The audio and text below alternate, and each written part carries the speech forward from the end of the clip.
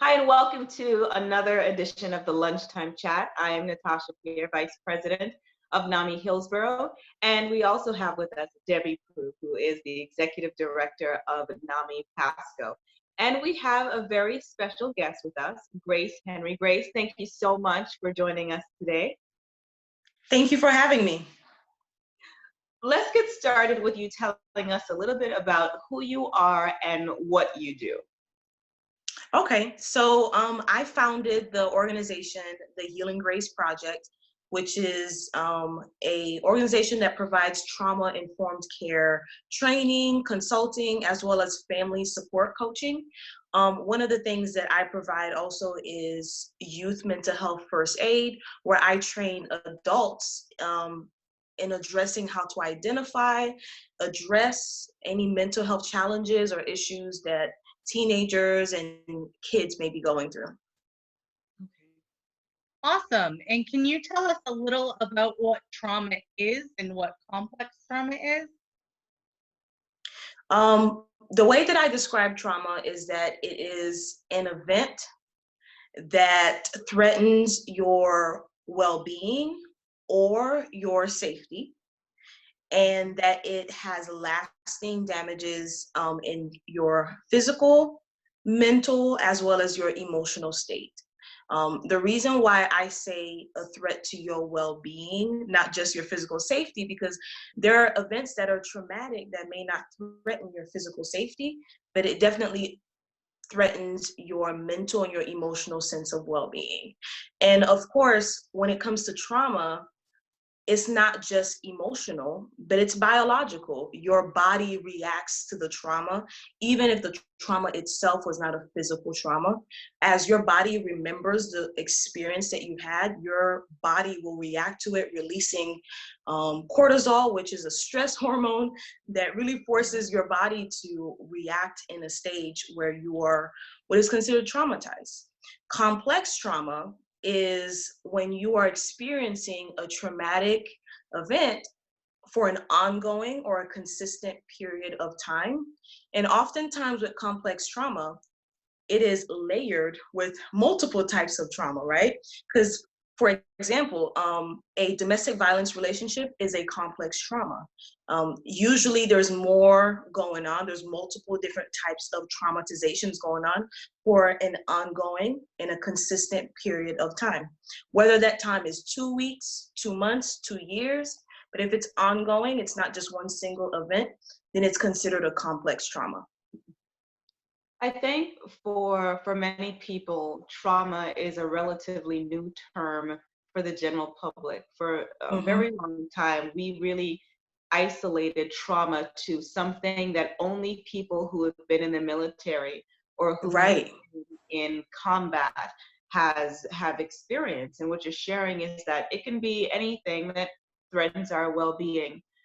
How do you see that society is becoming more and more willing to embrace the understanding that people are living with trauma, and trauma, however it's defined, is relative to that individual? I would definitely say so. I would say years ago, when I was learning about trauma in school, I had a professor who used to say that trauma is the rule, not the exception. And we're starting to see that more a trend lately, even on social media, with millennials, the way that they express, traumatic, respond to traumatic events. There's definitely a more of an awareness that this impacts me, this disrupts my well-being, this is traumatic to me, even if it's not traumatic to you. And that could be anything from a car accident to a breakup, to everything that's happening right now with this pandemic that is traumatic. Now, Natasha kind of touched on this question, but what do you see as some of the common misconceptions regarding trauma? I would say one of the common misconceptions in regards to trauma is that everybody experiences or displays trauma the impact of trauma the same way. And there are multiple ways that people respond to trauma. Some people dissociate. And what that means is that they disconnect mentally and emotionally, and they may feel the emotional impact of trauma later, years later, maybe months later. And there's a numbness and a separation that happens there. Some people, they face trauma head on. And that's more of a fight response, right? The dissociating response is more of a freeze response. If you look in nature, there's a video that I show in my classes of a lizard who's trying to run away from some snakes. And he displays, at one point he freezes when the snake is coming, and almost as if like, disconnecting. And then he runs away, and then sometimes he fights against the snakes. And we see that people respond to trauma differently, and it's a biological thing. Some people face trauma head on. Some people, they escape into other things. Sometimes they're escaping into relationships, they're escaping into Netflix, they're escaping into or substances. And sometimes people just totally disconnect and totally numb themselves. They feel nothing. And all three of those responses, they're valid. They're totally valid. This is a very interesting area. What got you interested in researching trauma, training on trauma, and mental health as a whole? Well, I am a survivor of childhood sexual trauma. So I've always felt connected to wanting to learn more about it, wanting to help people about it. And my own healing journey has been just such a revelation to me about trauma, and it really impacts the work that I do. So I come into this work not as an academic or a researcher, which I have done research, academic research about trauma, but really as a survivor who wants to help people to understand that their healing journey is necessary, it's valid, and it's definitely important. Now, how would someone know when they are truly healed from trauma? Or is that something that might not be able to even happen? Well, that's a good question, Debbie. And that's actually a question that I get from clients, right? When am I going to be okay? When is this going to be over? And the truth is, as somebody who works in the field of trauma, who has gone to therapy multiple times, I'm not fully healed, and that's okay. There's no such thing as fully healed. The way that SAMHSA, which is the Substance Abuse and Mental Health,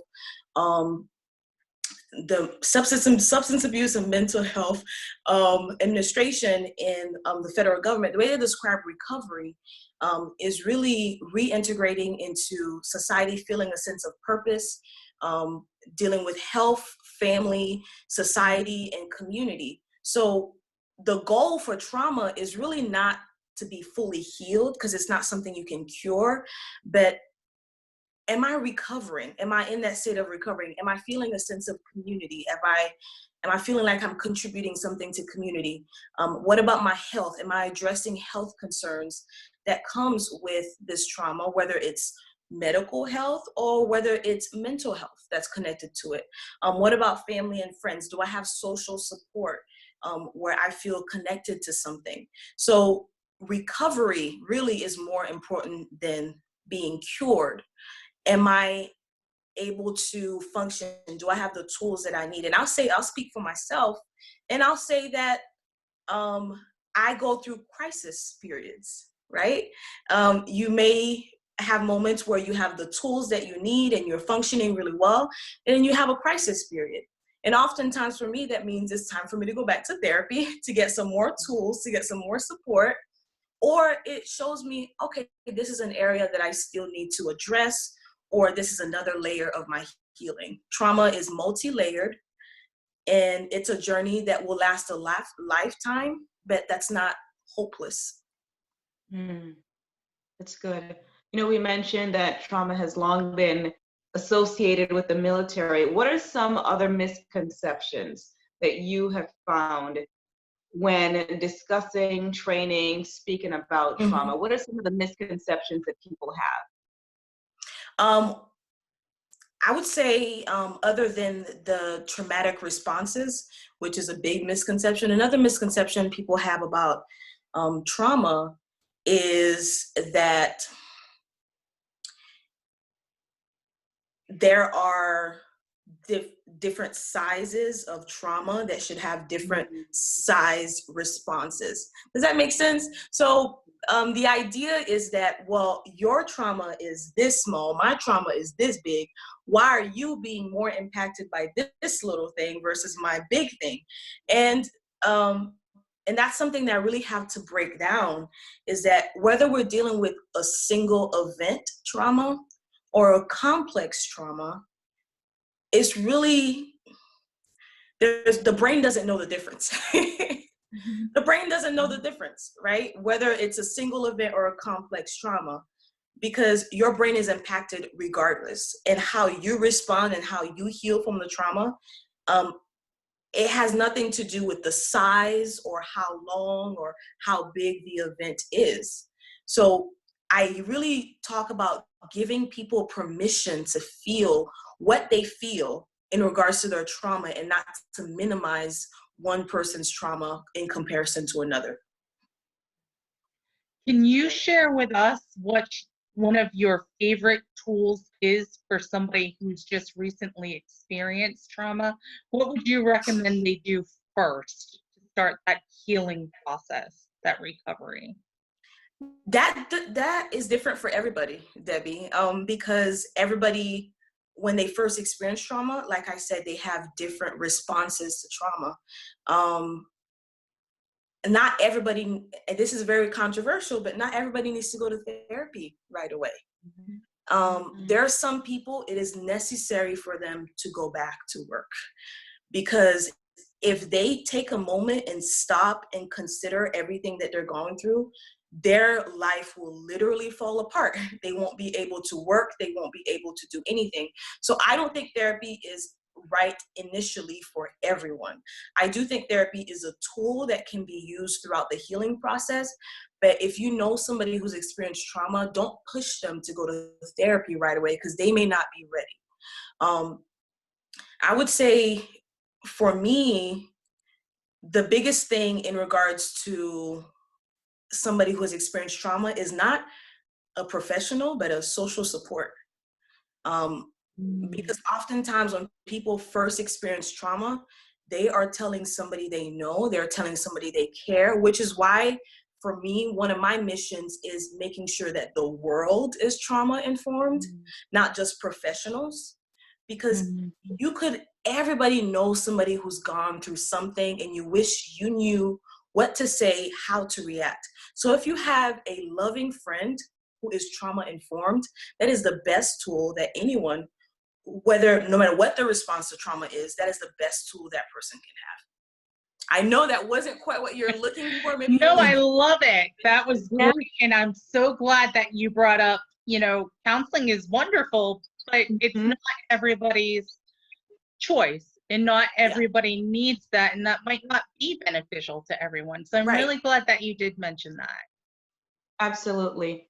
And I love that, one of your goals is to ensure that everyone is trauma informed, because like you mentioned, I think you had a professor that said trauma is the rule, not the exception, that everyone seemingly has experienced some form of trauma, and not small trauma or large trauma. Everyone has experienced it. And with NAMI, we are the nation's largest grassroots mental health organization, and you are a facilitator for mental health first aid for youth. And there's one for youth, or focused on youth, and one focused on adults. And I was certified by you for youth mental health first aid. What got you interested in wanting to be a facilitator? And share with us the importance of that certification for really everyone. I love working with youth. I love it. They're so interesting. And the more a youth is considered disrupting disruptive by other adults, the more I love to work with them. Because what's really important for me is that every youth has a safe person. And that's really the goal of youth mental health first aid, is that every young person needs at least one safe adult. And the goal of youth mental health first aid is to train everyone, every adult who comes in contact with youth should get trained, so that they're able to provide support. And the good thing about youth mental health first aid is really, it's a first aid, just like learning CPR first aid, right? You're not going to be providing surgery because you know CPR, thank God, right? Because you know CPR. But it's really being that first contact person that teenager goes to. So that's really something that is very important to me. That's what drives my passion in teaching that. I think there was another question you asked. Well, this is the training that you provide, and what made you interested. I know you want everyone to be trauma informed, but I think even a better question would be the difference between the youth mental health first.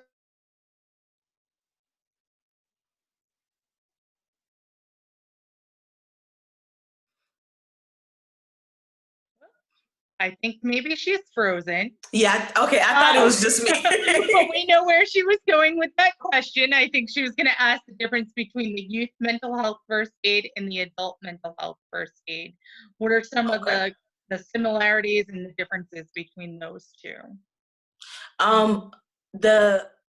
The topics they cover is similar in terms of like the most common mental illnesses, like bipolar, anxiety disorders, schizophrenia, substance use, and other very commonly well-known disorders.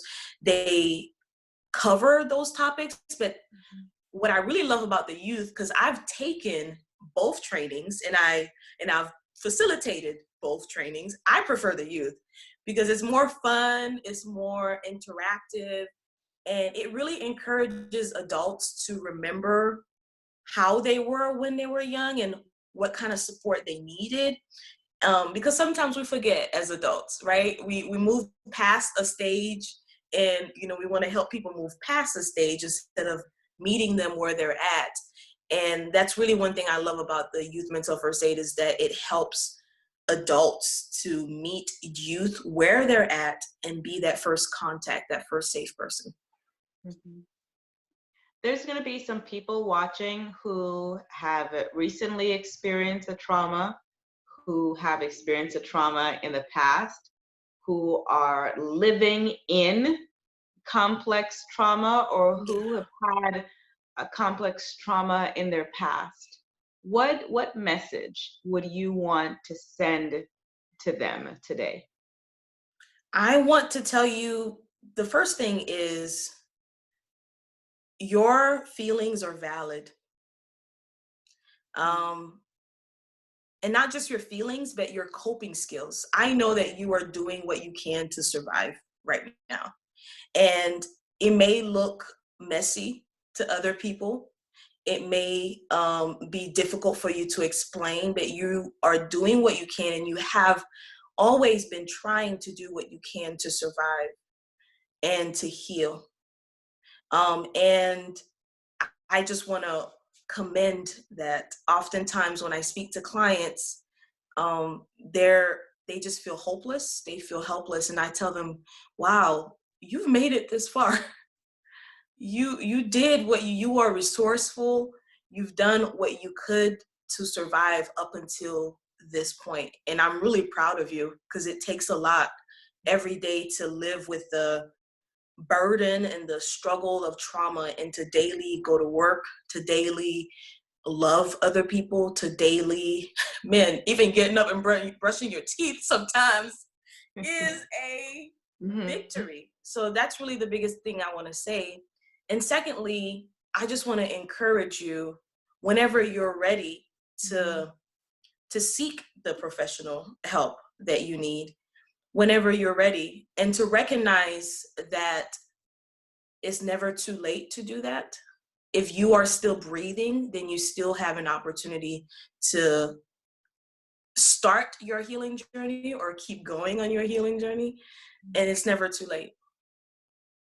Wow. Awesome. Wow. Thank you, Grace. I think you've said a lot of things that are going to touch a lot of hearts today. If somebody wants to get in touch with you after they view this, what is a way that they could do that? They can reach out to me.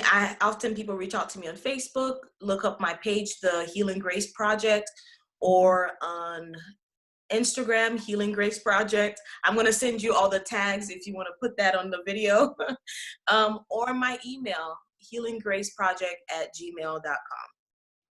Wonderful. Thank you. Thank you. I agree with Debbie. This was really good information. I know the takeaway for me and probably for many people will be that there are no small and big traumas.